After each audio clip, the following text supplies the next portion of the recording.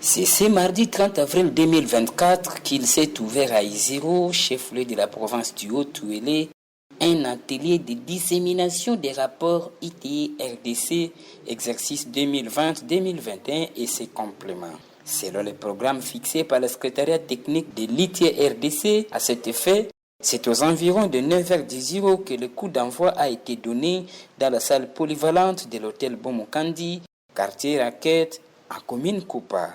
Dans ce mot d'introduction, le représentant du coordonnateur national de l'ITIE-RDC, Boudri Omewatu, a fixé les participants sur les objectifs et les attentes de l'ITIE-RDC.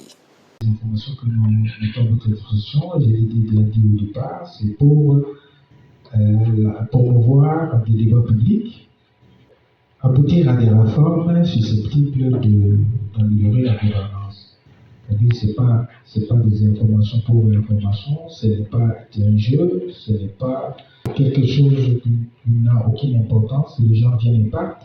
Pour nous, ces informations que sont liées doivent permettre à ce qu'il y ait des débats entre les citoyens propriétaires des richesses et que la gouvernance puisse s'améliorer à travers des demandes et des redevabilités.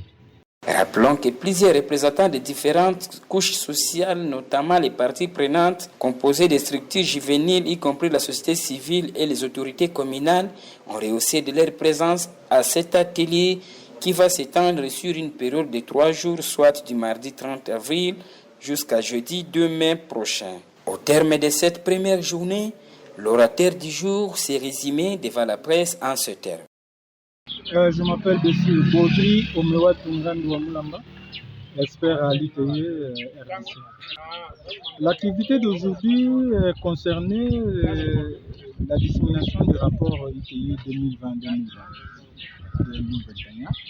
Nous avons apporté l'information à la population qui a le droit de demander des comptes aux gestionnaires. Et notre rôle, c'est de donner l'information en termes de paiements qui sont effectués par les entreprises à l'État et en termes de perception de l'État auprès des entreprises. Et je note que l'assistante a été très réceptive à voir la qualité des débats et les questions qui ont été posées. Nous croyons que nous avons apporté quelque chose d'important, c'est-à-dire cette information qui leur permette d'en débattre et de demander la redevabilité. Les recommandations en ce qui concerne les participants, c'est de pouvoir consommer suffisamment ces rapports-là, les pulcher, exploiter les données qui sont là-bas pour que l'action autour de la redevabilité, autour du débat, soit engagée en connaissance de cause.